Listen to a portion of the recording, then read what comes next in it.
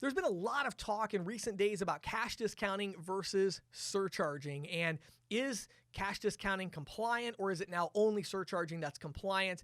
And so I wanted to give you my opinion on this, okay? I'm not an attorney. This is not legal advice. But to be really honest with you, I felt like recently the debates have been overly skewed towards surcharging. And it's like the people who are talking about it seem to be disproportionately in favor of surcharging and against cash discounting. So let me start by saying that I'm also in favor of surcharging. I think surcharging is great. It's an amazing program, and I think everything will end up being some form of surcharging down the road. Let me also say that I believe that these cash discount programs, even those that many industry professionals are saying, well, that's totally not compliant, I beg to differ, and I'd like to present the other side of the argument today because there's just been a little too much. I always sense when it's like, wait a second, everybody, let's slow down here, okay? You have an opinion, that's valid, good for you. I have an opinion that's valid as well, and so do hundreds of ISOs that are doing things differently than maybe what's being presented as this is the only way to do it, okay? So let's talk about cash discounting for a second and the difference between cash discounting and surcharging, okay? There is really only one. So first of all, let's get rid of this whole concept of the quote-unquote true cash discount. You know, the true cash discount where the merchant raises all their prices and then offers a true discount at the counter. Okay, that sounds good, and maybe that's what you got to do in New York, but the problem is that obviously that's not practical for a retail store. That's not practical for a restaurant that's going to add cash and credit prices to their menu. That doesn't make any sense. The only vertical that makes sense in is the fuel market, which is talked about a lot. Like that's the beacon of like, this is how everybody should do it. Well, no, everybody should do it like that if they only have 3 possible price points for everything that they sell. You know, when all you're selling is regular, unleaded, and premium, you know, you can do that because that's only 6 prices, 2 for each. When you have 10,000 SKUs, you can't do that. When you have 47 menu items, you can't do that. So I'm not talking about that. What I'm talking about is the kind of cash discounting that hundreds of thousands of merchants are using today, the kind of cash discounting that many, many ISOs are actively selling right now today. It is no secret to anybody that cash discounting is sold much more widely than surcharging. That's just a fact. It is what it is, okay? Cash discounting today is being sold much more widely. I do consulting for tons of people in the industry, and I can tell you for a fact, cash discounting is being sold a lot more than surcharging. And when I say cash discounting, I'm talking about the kind of cash discounting where there's a sign on the door at the counter and the price that a consumer sees on the shelf or on the menu, that price is actually, there is a service fee, there's a non-cash adjustment that makes that price go higher, and then there's an immediate discount. That's what I'm talking about when I say cash discount.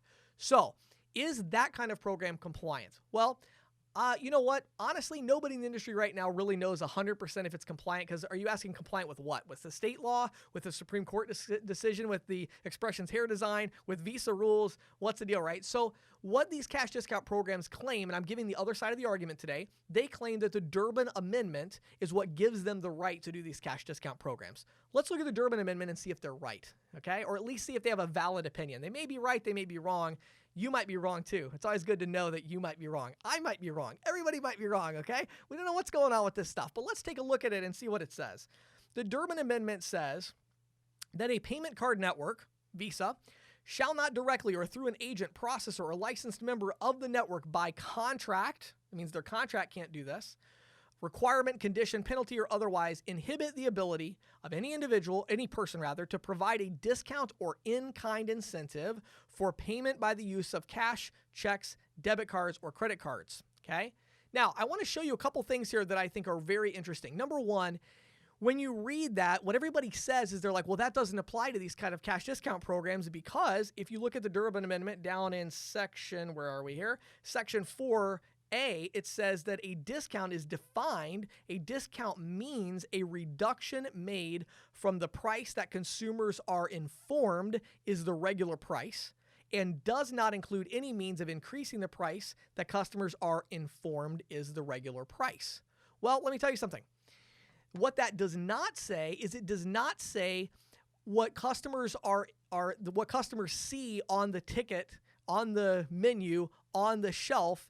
It doesn't say anything about that. What it says is that you can't increase. It doesn't have a means of increasing the price that customers are informed is the regular price. It does not say how you inform them that it's the regular price. So the rationale that a lot of companies are using is, wait a second, we have a sign on the front door that says something like, all the prices you see are the cash price. The regular price is X percentage higher or X amount higher. And when you go to the cash register, if you pay with cash, you're going to get immediate discount down to that cash price that you see on the shelf or that you see on the menu.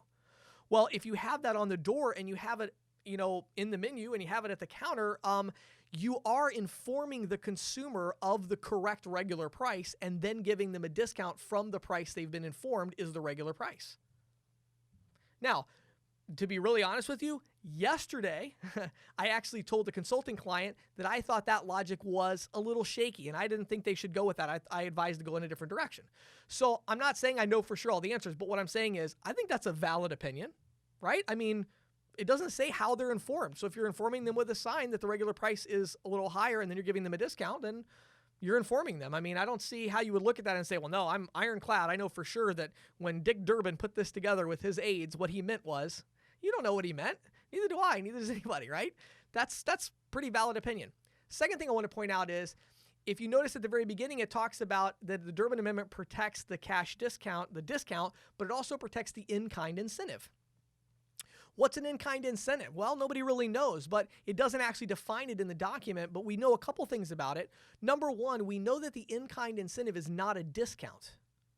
How do we know that? Well, because it says discount or in-kind incentive. If an in-kind incentive was going to be a discount, then they just wouldn't put that word there. They would have just said discount. But they said or in-kind incentive. So it's something different from a discount, and it's an incentive to get people to pay with a different form of payment. What could that possibly be? I don't know. Maybe a service fee or a non-cash adjustment that incentivizes people to pay with cash. Again, you may disagree with me. I'm totally fine with that. I respect your opinion. Hopefully you respect mine, and hopefully you respect the opinion of hundreds of thousands of merchants that believe these programs are compliant, and the opinion of many ISO executives out there that have also done their homework and talked to their legal advisors and determined that these programs are compliant. So here's the summary of all this, okay?